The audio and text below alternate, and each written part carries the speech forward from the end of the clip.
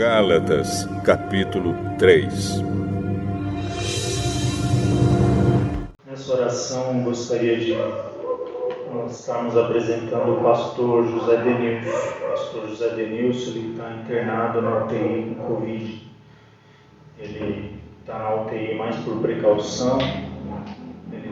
Graças a Deus ele está bem, mas com uma tosse está muito acentuada. Ele foi colocado na UTI por precaução. Então nós vamos estar intercedendo a favor da vida dele também. Amém? Vamos orar? Senhor nosso Deus, nosso Pai, em nome de Jesus, te agradecemos, Senhor, por estarmos aqui na tua casa, na tua presença. Pedimos a Ti, Senhor, perdão pelos nossos pecados, pelas nossas falhas, para que o Senhor venha se agradar de nós nesta noite, ó Deus. Repreende todo o mal contra as nossas vidas, nos ajuda, nos dá graça, nos dá saúde, continua nos guardando, Senhor, continua nos livrando do mal, continua também sendo provedor nas nossas vidas, Senhor. Abre as janelas dos céus, faz uma grande obra nas nossas vidas. Apresentamos a Ti também, pastor José Denilson, Senhor. Nós cremos que o Senhor está ali cuidando do Teu servo, Senhor. Oramos a Ti para que a saúde dele seja restabelecida, para que o Senhor possa completar essa grande obra na vida dele. Tudo para a glória do Teu nome. Abençoa também a Tua igreja, o Teu povo, cada um aqui presente, cada lar, cada família aqui representada, aqueles também que ainda estão se dirigindo para cá e aqueles que não vão poder estar aqui nesta noite, Senhor. Abençoa também esses que nos acompanham pela transmissão, que o Senhor venha visitar a todos, Senhor, dando graça, abençoando, fazendo uma grande obra para a glória do Teu nome. Se conosco, nos livra de todo mal, assim nós oramos e já Te agradecemos no nome santo de Jesus. Amém. Vamos louvar a Deus, irmãos, com 2 hinos. A igreja pode estar escolhendo os hinos.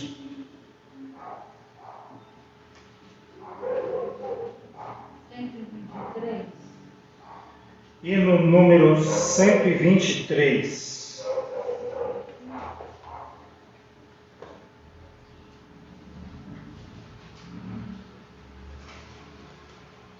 Um dia Cristo voltará, ao ar sendeiro prometeu, do modo que subiu virá.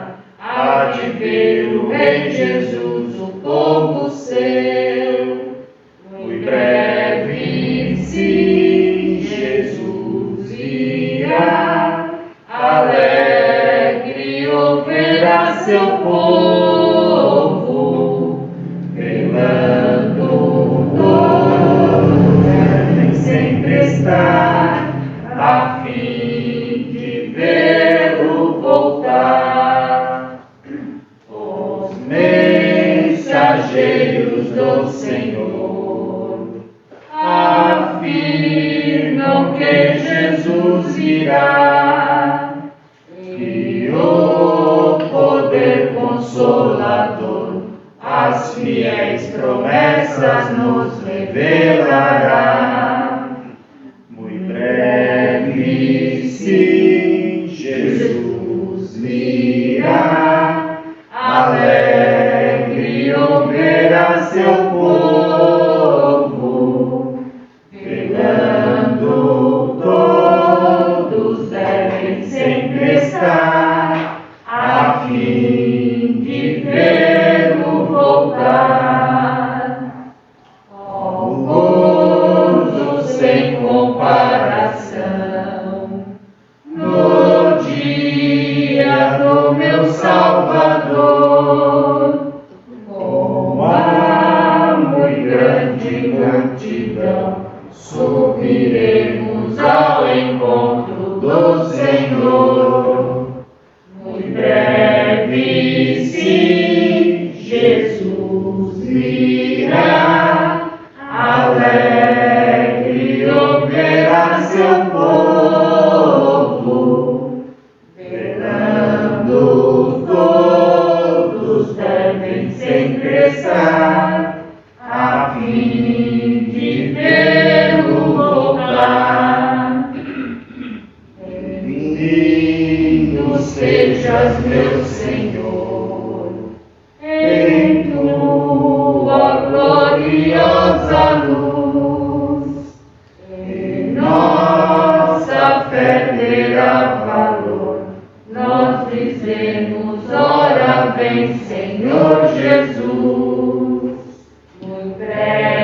E sim, Jesus virá, alegre ouvirá seu povo, velando todos devem sempre estar, a fim de vê-lo voltar.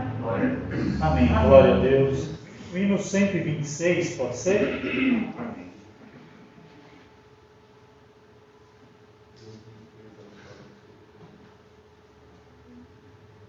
Bem-aventurado que confia no Senhor como fez Abraão. Ele creu ainda que não via, que assim a fé não foi em vão. É feliz quem segue fielmente nos caminhos santos do Senhor. Na tribulação é paciente, esperando no seu Salvador. Os heróis da Bíblia Sagrada não fruíram logo seus troféus, mas levaram sempre a cruz pesada para obter poder dos céus. E depois saíram do mundo como mensageiros do Senhor, com coragem e amor profundo, proclamando Cristo Salvador. Quem quiser de Deus ter a coroa, passará por mais tribulação.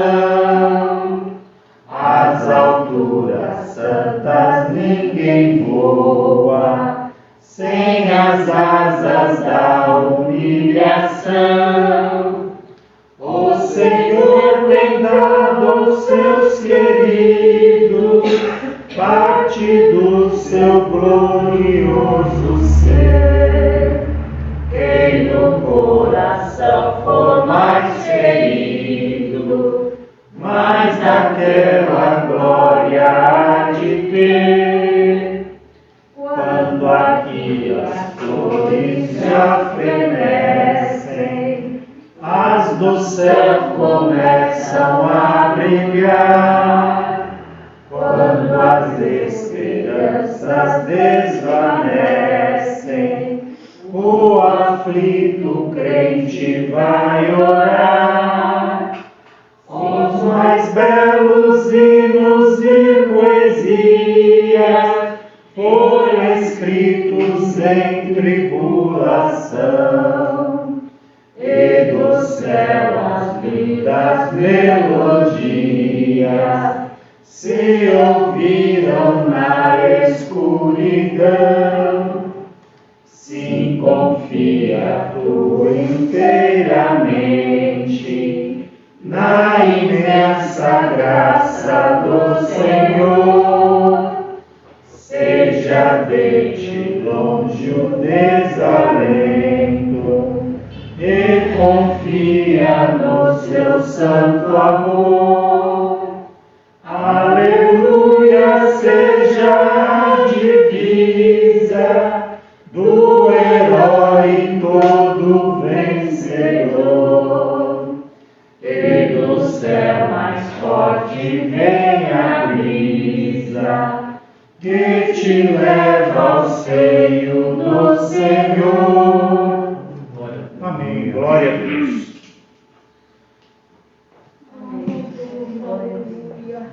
Quero convidar os irmãos a abrirem suas Bíblias em Gálatas, capítulo 3. Nós vamos fazer uma leitura aqui a partir do versículo 1. Gálatas, capítulo 3, versículo 1 em diante.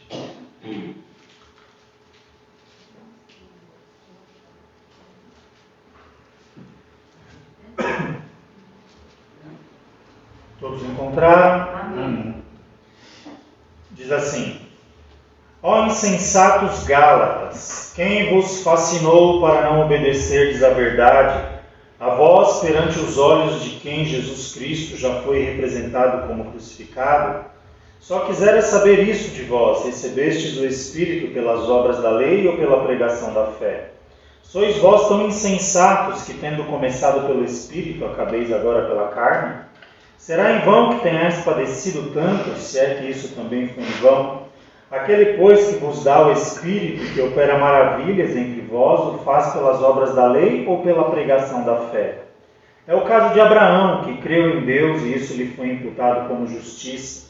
Sabeis, pois, que os que são da fé são filhos de Abraão.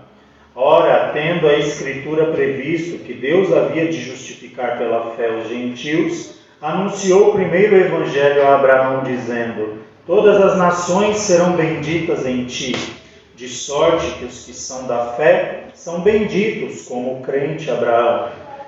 Todos aqueles, pois, que são das obras da lei, estão debaixo da maldição, porque escrito está: maldito todo aquele que não permanecer em todas as coisas que estão escritas no livro da lei para fazê-las. E é evidente que pela lei ninguém será justificado diante de Deus, porque o justo viverá da fé. Ora, a lei não é da fé, mas o homem que fizer estas coisas, por elas viverá. Cristo nos resgatou da maldição da lei, fazendo-se maldição por nós, porque está escrito: maldito todo aquele que foi pendurado no madeiro, para que a bênção de Abraão chegasse aos gentios por Jesus Cristo e para que, pela fé, nós recebamos a promessa do Espírito. Amém? Nós vamos falar um pouquinho hoje, irmãos, sobre lei e graça, tá? Uma questão sobre a importância da lei para a funcionalidade da graça, não é?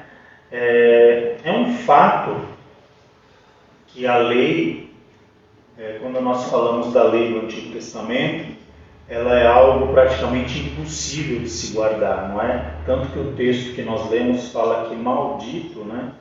Todos aqueles, pois, que estão debaixo das obras da lei, estão debaixo de maldição, porque escrito está: maldito todo aquele que não permanecer em todas as coisas que estão escritas no livro da lei para fazê-lo. Esse versículo está lá em Deuteronômio,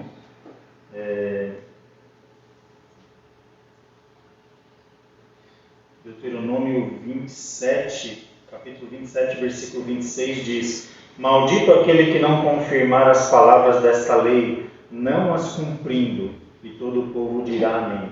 Então, a lei, ela funciona para as pessoas quando ela é cumprida na íntegra. Então, imagina que você tem ali uma cartilha, não é? Eu não me recordo agora de cabeça, mas a lei dos judeus, acho que tinham 600 e poucas...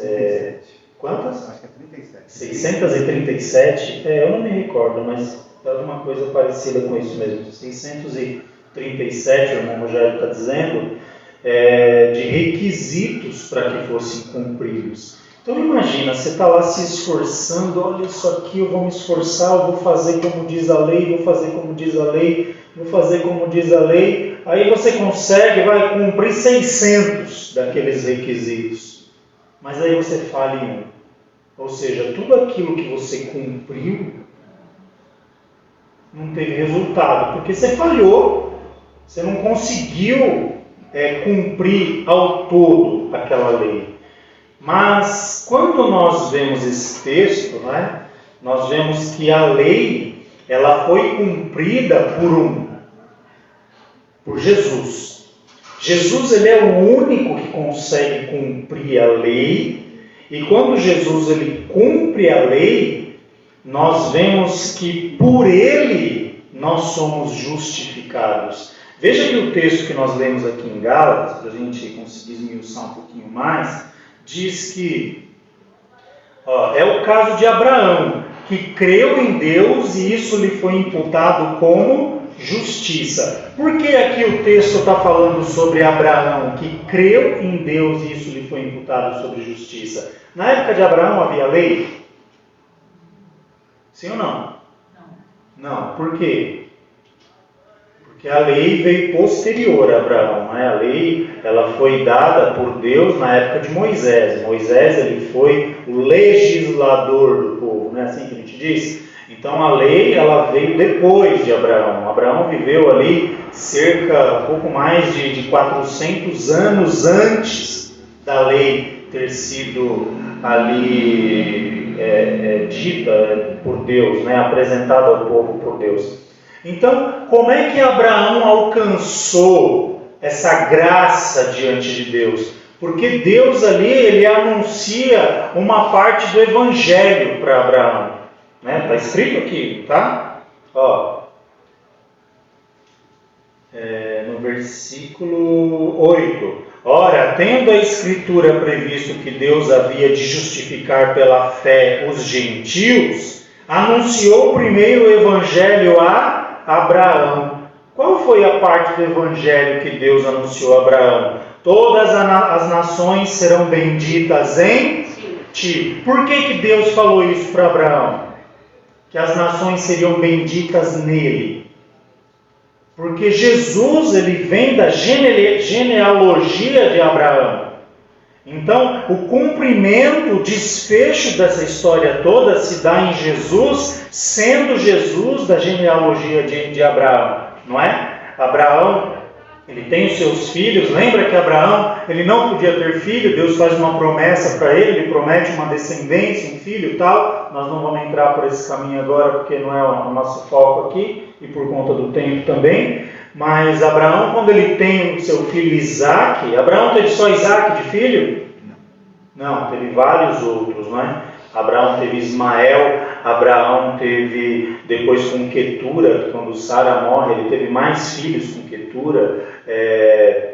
Então Abraão ele teve vários filhos, mas o filho da promessa, o filho a quem Deus estava se referindo, era Isaque. E a descendência de Abraão foi sendo multiplicada como promessa de Deus através de Isaque. Aí teve Jacó, de Jacó teve os seus 12 filhos, que deram origem às 12 tribos de Israel, e assim foi vindo, até isso concluir ali em Jesus. Jesus ele vem, ele cumpre a lei, ele é morto na cruz, e através de Jesus nós somos agora justificados. Por que Abraão também foi justificado? Porque ele creu em Deus.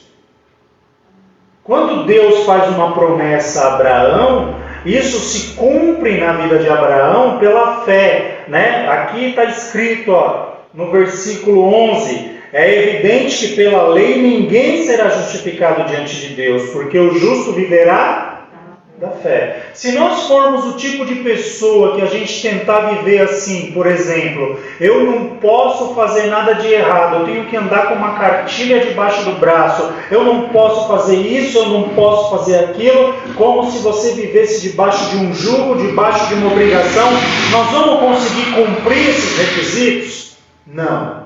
Por quê? Porque existe uma natureza ruim, vamos dizer assim, pecaminosa dentro de nós, que grita o tempo todo, que tenta aflorar, nos induzindo ao erro. Mas como é que a gente consegue vencer essa situação? Quando nós cremos em Jesus. Quando nós cremos em Jesus, nós somos o quê? Nós começamos a caminhar agora pela fé.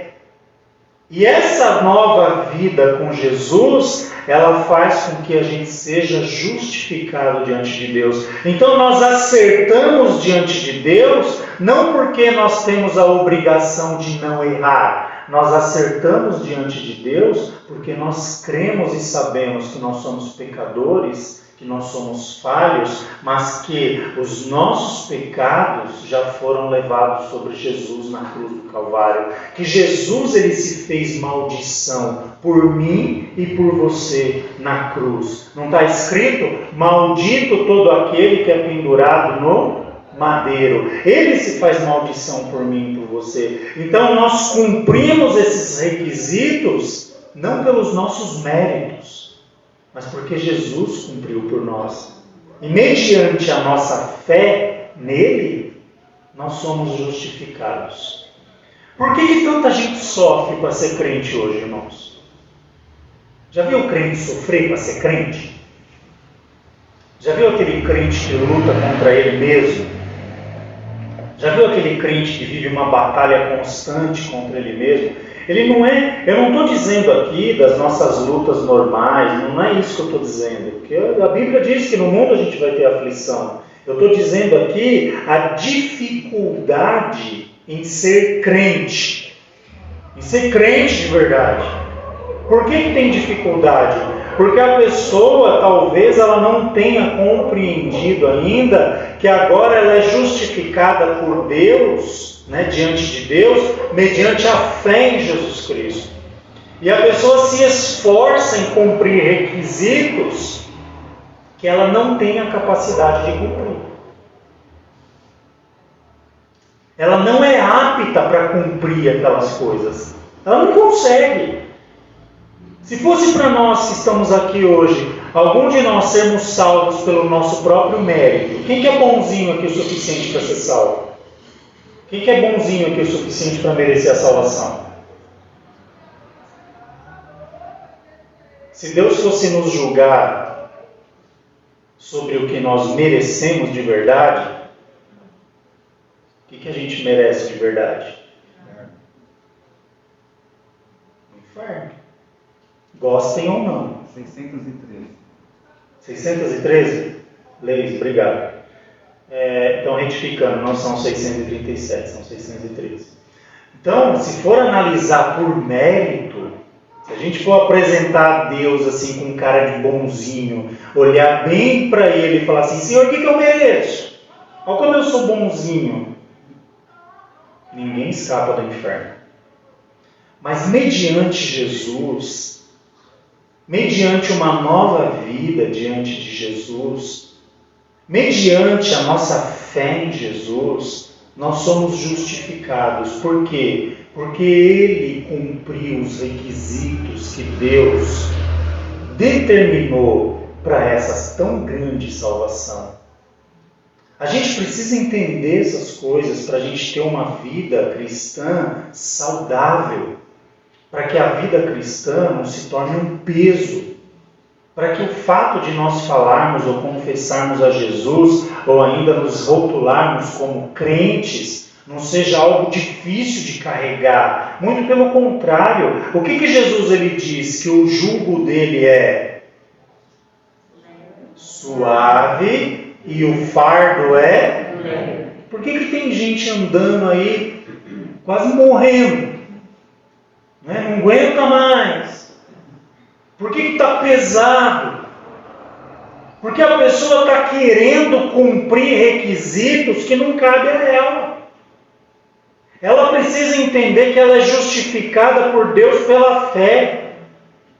Eu preciso ser bonzinho, eu preciso não sei o quê. Não é que você precisa. Pela fé nós somos justificados. O Espírito que habita em nós nos capacita a isso. Paulo ele vem dizendo aqui, ó, ele começa esse texto aqui nos Gálatas, ele chamando os Gálatas de insensatos. O que é insensato, irmão? O que é uma pessoa sem sensatez? Quando você olha para alguém que é bem firmado, é bem centrado naquilo que faz, que tem convicção de quem ele é, do que ele faz, você fala, poxa, esse camarada é sensato, não é? Ele sabe o que ele está dizendo, ele sabe como ele está fazendo. O insensato é aquele que não sabe o que faz, é aquele que não sabe o que diz, é aquele que não tem firmeza em si próprio. É aquele camarada que, como que pode dizer, é meio levado aí, já viu aquela expressão, o famoso Maria vai com as outras, não é? É aquele cara que bate para cá e bate para lá, uma hora ele está de um lado, outra hora ele está de outro, ele não tem segurança nele próprio, naquilo que ele pensa e naquilo que ele faz. As convicções dele não são suficientes para ele próprio. Aí imagina um camarada que não tem convicção para ele mesmo, vamos fazer um grupo de visita aí para evangelizar? Põe um camarada desse para falar de Jesus para alguém. O que ele vai dizer? Se o que ele entende de Jesus não é suficiente para sustentar a própria convicção dele. Aí vai ser o tipo do evangelismo assim, ó, você tem que aceitar Jesus. Mas por que eu tenho que aceitar Jesus? Não sei, porque meu pastor, porque o meu professor da escola dominical, porque o irmão lá da igreja falou que precisa, então você também precisa, tá? Eu sei que precisa, agora não me pergunta por quê. A pessoa não tem convicção. Então Paulo lhe diz aqui, ó insensatos Gálatas, quem vos fascinou para não obedecerdes à verdade? A vós, perante os olhos de quem Jesus Cristo já foi representado como crucificado? Aí ele diz, só quisera saber isso de vós. Recebestes o Espírito pelas obras da lei ou pela pregação da fé? Como dizem alguns pregadores, né? Dorme com esse barulho agora. Você recebeu o Espírito Santo pelas obras da lei ou pela pregação da fé? Você recebe o Espírito Santo porque você tem um título de bonzinho ou porque você creu naquilo que você estava ouvindo? A Bíblia fala de um homem, lá em Atos dos Apóstolos, chamado Cornélio. E Cornélio, a Bíblia diz que ele era um homem piedoso. E ele procura, acho que foi Pedro, né? Ele procura Pedro e querendo conhecer o Senhor, querendo ter uma experiência com Deus. Pedro, ele ora a Deus, Deus revela para Pedro que a graça de Deus seria derramada sobre os gentios. Quem são os gentios? Gentil é aquele camarada que anda sorrindo assim, que é simpático? Não, gentios na Bíblia eram aqueles que não eram judeus, tá? Que eram de outras nações. A Bíblia os chama de gentios, que a graça de Deus se manifestaria aos gentios. Aí o que eles fazem? Eles se reúnem na casa de uma pessoa. Cornélio está lá, né, na casa de Cornélio, com toda a sua família, ele chama os amigos. Quem eram essas pessoas? Tudo crente bonzinho, nunca fez nada de ruim. Hã? A Bíblia não fala quem eles eram. A Bíblia não fala quem eram seus deuses, por exemplo. A Bíblia não fala sobre a crença deles. A Bíblia não fala se esse povo tinha se lavado para ir lá reunir, se não tinha se lavado. A Bíblia não diz nada disso. Não teve interrogatório, uma entrevista na entrada para saber se o camarada era apto para estar lá ou não. A Bíblia não fala nada disso. Sabe o que a Bíblia diz? Que quando os apóstolos começam a anunciar o Evangelho para essas pessoas, quando o Evangelho começa a ser pregado para essas pessoas, quando eles começam a ouvir falar de Jesus, das maravilhas que Jesus havia feito, da sua morte na cruz, da sua ressurreição, e que através da fé, todos aqueles que crescem em Jesus teriam parte nessa tão grande salvação proporcionada por Deus a essas pessoas, e eles ouvem, e eles creem nessas palavras, e eles recebem a Jesus como Senhor e Salvador. Sabe o que acontece com esse povo?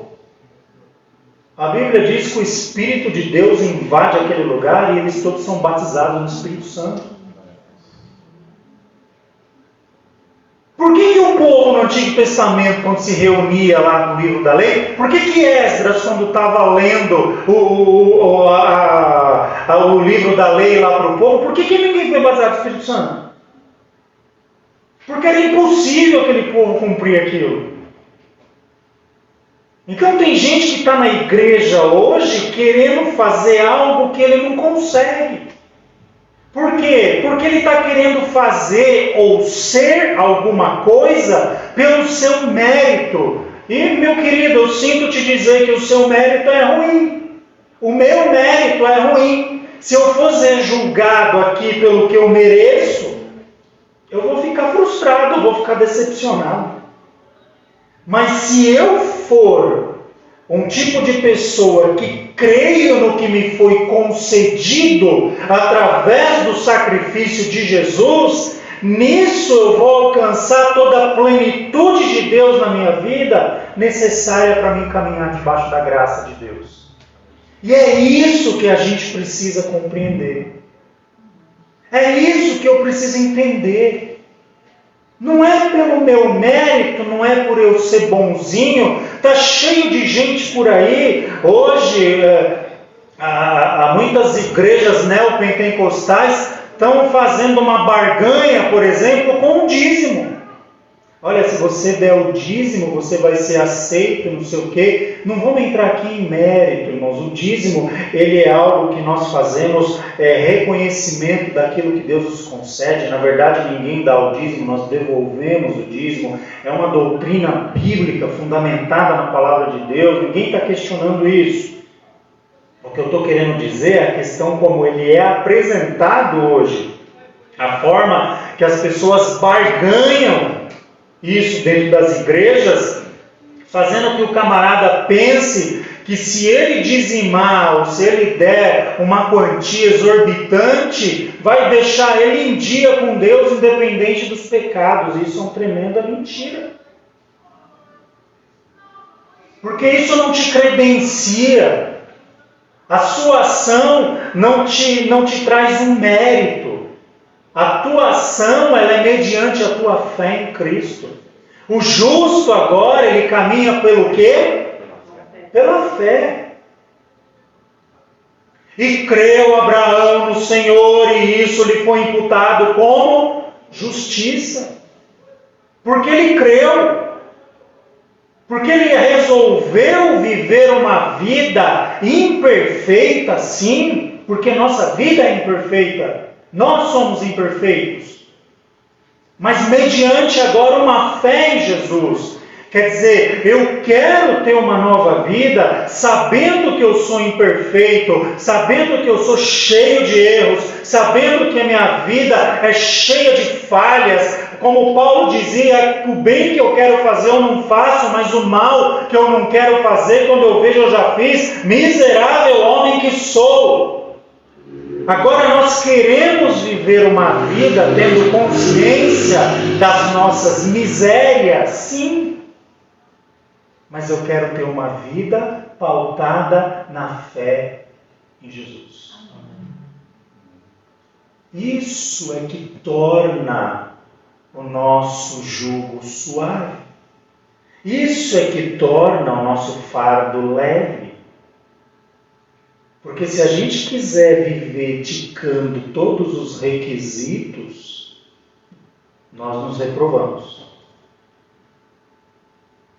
Eu não estou dizendo aqui, irmãos, que cada um tem que viver a revelia, fazendo o que quer. Não é isso que a gente está dizendo. Eu estou dizendo aqui que você tem que ter, nós temos que ter uma maturidade espiritual e entender a nossa natureza. Porque a verdade é, o Evangelho, ele nos expõe. Sabe para quem o Evangelho nos expõe? Então quer dizer que se eu for para a igreja, vai levantar o profeta lá, ei fulano, você fez isso. Não é isso que é expor. O Evangelho, ele me expõe para mim mesmo. É como se eu olhasse o meu rosto no espelho e dissesse para mim mesmo: eu sou um miserável de um pecador, porque eu faço isso.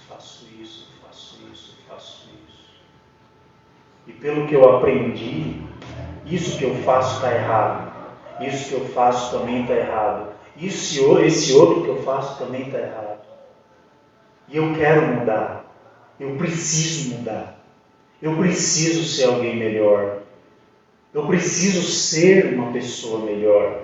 E como é que eu consigo isso? Mediante a fé em Cristo. Por quê?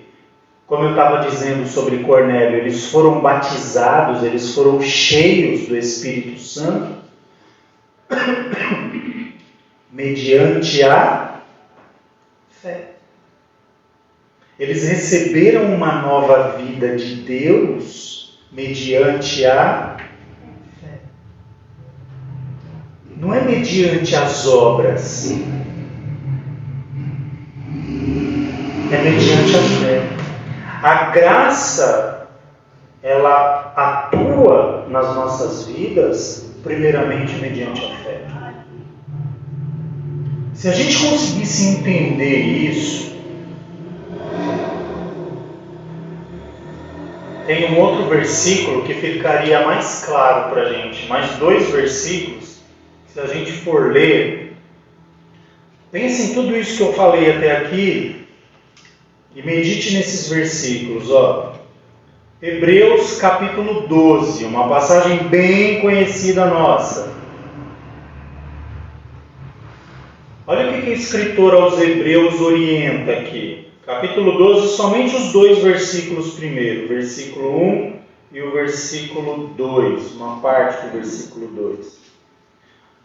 Diz assim: portanto, nós também, pois que estamos rodeados de uma tão grande nuvem de testemunhas, deixemos todo o embaraço e o pecado que tão de perto nos rodeia, e corramos com paciência a carreira que nos está proposta. Agora aqui o segredo desse negócio, olhando para Jesus, autor e consumador da fé. Como é que a gente vence? Veja que o escritor aos Hebreus, ele não está menosprezando as circunstâncias que estão à nossa volta. Ele está menosprezando? Não, porque ele está dizendo assim: portanto, nós também que estamos rodeados de uma tão grande nuvem de testemunhas. Quem são essas testemunhas? Se a gente fosse numerar, nós testificamos de quem somos para Deus, no mundo espiritual, para os anjos, para os demônios. Nós testificamos de quem somos na nossa família, no nosso trabalho, no nosso caminhar no dia a dia, para aqueles que estão à nossa volta, para aqueles que nos assistem de perto e de longe. As pessoas olham para nós, olha, lá vai o fulano. Nós somos reconhecidos por aquilo que somos, por aquilo que fazemos, não é assim? A nossa reputação não nos precede. Quando você fala de alguém, a reputação dessa pessoa não chega primeiro que ela. Eu já dei exemplo disso aqui. Tem vezes que a gente fala assim: olha, vai vir o fulano de tal pregar aqui no domingo. Oh, glória a Deus, aquele irmão é uma bênção, porque aquele irmão prega e Deus fala com a igreja e fica todo mundo ali esperando aquele irmão. Quem chegou primeiro? A reputação dele. Por quê? Porque ele é uma bênção. Por onde ele passa, ele deixa essa marca. Mas se fosse ao contrário, também não é verdade? Mas esse irmão aí, não sei não, ele gosta de falar dele, ele gosta de se gabar, ele gosta de se achar o bom, e ele fala coisa que ele não vive, e é isso e aquilo, eu não sei, acho que eu não vou nem no culto hoje, porque eu não estou a fim de ouvir esse sujeito. É a reputação, boa ou ruim, ela nos precede, ela chega primeiro. Tem gente que quando vem falar com você, você se alegra. Olha, essa pessoa é uma benção. Eu amo conversar com essa pessoa, porque eu me sinto bem quando eu converso com ela. Eu fico para frente, eu fico animado. Ela me faz bem. Eu sinto a presença de Deus. Como tem gente que a gente quer fugir. Não suporto falar com essa pessoa. Essa pessoa só reclama, só murmura, só fofoca, só fala da vida dos outros, só faz eu perder tempo. E o que acontece? A reputação chega primeiro. Então nós que estamos rodeados de uma tão grande nuvem de testemunhas, as pessoas estão testificando do que elas veem ao nosso respeito. Diz, deixemos o quê? Todo embaraço. Então, peraí, eu sou crente e vivo no meio do embaraço? Está escrito aqui. E todo o pecado que tão de perto nos rodeia. Pecado? Não, agora eu sou servo do Senhor, eu não peco mais. Já acabou de pecar, está mentindo. A Bíblia diz que todos nós pecamos. Se um camarada quiser andar sem pecado nenhum hoje em dia, ele se aniquila. Ele vai se aniquilar. Todos nós pecamos. A nossa natureza é assim. Mas pela fé em Jesus, mediante a nova vida que nós recebemos de Deus, nós cremos que nós podemos ser feitos por Deus pessoas melhores, que nós podemos ser convencidos por Deus a sermos pessoas melhores. E aqui o escritor diz, a gente caminhando já para a conclusão, e o pecado que tão de perto nos rodeia, corramos com paciência a carreira que nos está proposta. Você nasceu dentro de uma circunstância. Qual circunstância que eu e você nascemos? No pecado. Alguém aqui escolheu ser pecador? Quando você estava lá na barriga da sua mãe, te deram uma fichinha lá para você assinalar, e você não leu direito lá, marcou o xizinho errado? Pecador, não pecador. Eu não sabia nem ler, marquei errado. Não aconteceu isso com ninguém. Todos nós nascemos pecadores. Nós pecamos porque somos pecadores ou somos pecadores porque pecamos?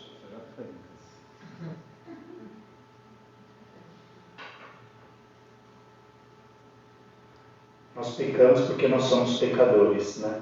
Eu não preciso cometer o primeiro pecado para mim ser pecador. Eu nasço pecador.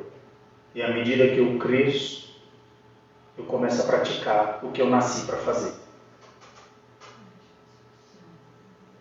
A verdade é essa. Mas, corramos com paciência a carreira que nos está proposta. No meio dessa trajetória foi te feita uma proposta para você correr uma carreira diferente. Você nasceu para ser assim. Como nós nascemos para ser o quê? Pecadores. Mas em algum momento da nossa vida foi nos feita uma proposta. Uma proposta de salvação. Uma proposta de uma vida melhor. Uma proposta de uma nova vida em Deus. Você teve algum documento que você assinou para receber essa nova proposta? Veio um anjo lá para você e falou, escuta aqui, irmão Rogério, você deseja aceitar essa nova proposta? Ficou registrado em algum cartório isso? Você tem algum documento que comprove isso? Como é que a gente testifica disso? Mediante a nossa fé. E creu Abraão no Senhor e isso lhe foi imputado como justiça. Quando nós passamos a crer em Jesus, nós desfrutamos dessa justificação. Essa nova carreira proposta, essa nova vida que nos foi apresentada, começa a valer. É como se você estivesse indo para um lugar e de repente alguém te mostra um novo caminho. Olha, por aqui vai ser melhor. Você tem corrido até hoje por esse caminho que você julga ser certo, mas esse caminho, se você for analisar, ele não te trouxe ainda a lugar nenhum. Muito pelo contrário. Só te deu problema. Mas tem um outro caminho aqui, que eu estou te propondo, através do Evangelho, que esse caminho vai te conduzir para um lugar bom. Mas é uma carreira. E se é uma corrida que tem que ser feita com paciência, é algo que você vai ter que fazer pautado com uma fé em Deus. E aí o desfecho desse negócio todo. Olhando para quem? Para Jesus. Autor e consumador da nossa fé. Aqui não está escrito, olhando para Jesus, que te livra de pecar. Está escrito isso na Bíblia de alguém? Olhando para Jesus, que vai te livrar de cometer erro. Está escrito isso na Bíblia de alguém? Olhando para Jesus, que é autor e consumador da fé. Se alguém questionar a fé, nós temos um respaldo. Não, a fé ela é válida? Ela é válida. Por quê? Porque Jesus ele é autor. Mas como que você diz que ela é válida? Porque além dele ser autor, ele é também consumador. Eu vejo a eficácia da fé através da vida de Jesus. Por quê? Porque ele morreu pelos meus pecados. Então ele morreu, acabou. Não, não acabou. Sabe por que não acabou? Porque ele ressuscitou. E quando ele ressuscita, eu vejo a eficácia da fé. Quando Ele ressuscita, Ele me traz esperança de uma nova vida. Quando Ele ressuscita, eu vejo que nele eu posso ser alguém melhor. Eu posso ser alguém transformado. Eu posso viver a partir de agora uma nova proposta que me foi feita, mesmo eu sendo um miserável de um pecador. E é esse caminho que Deus quer nos colocar de uma forma racional, para que a gente não seja insensato, como os Gálatas. Ó, insensatos Gálatas, porque eles começaram bem, e num momento da vida deles eles foram acumulando tanto jugo, tantas obrigações, que abandonaram a graça e quiseram voltar a cumprir requisitos da lei. E Paulo questiona, fala, escuta, vocês receberam o Espírito de Deus por causa da lei ou por causa da fé em Jesus Cristo? Então, para o cristão viver na presença de Deus, o mais importante, o que vai sustentar a pessoa, o que vai sustentar o cristão diante de Deus, é a fé em Jesus. Não são as suas boas obras, não são os seus bons atos. Porque se for olhar para nós, irmãos, misericórdia. Falo por mim. Se for olhar para mim, misericórdia. Vamos entender isso. Nós temos que olhar para Jesus, porque a eficácia da nossa fé está na pessoa de Jesus. Amém? Deu para a gente entender, irmãos? É uma coisa um pouco complexa, mas quando a gente começa a falar, isso começa a, não sei, vai ficando claro dentro da nossa mente. E às vezes a gente percebe que a gente está trilhando um caminho que não é o caminho que Deus deseja, porque eu estou me esforçando para ser alguma coisa que eu não consigo ser por mim mesmo. Mas quando eu paro e medito e vejo que eu preciso ser alguém melhor, porque Deus, através de Jesus, me faz alguém melhor, aí é um caminho mais suave para mim e para você. Amém? Nosso tempo já foi, vamos encerrar aqui, vamos estar orando a Deus. Deus abençoe os irmãos, que o Espírito de Deus traduza tudo isso melhor dentro de cada coração. Vamos orar.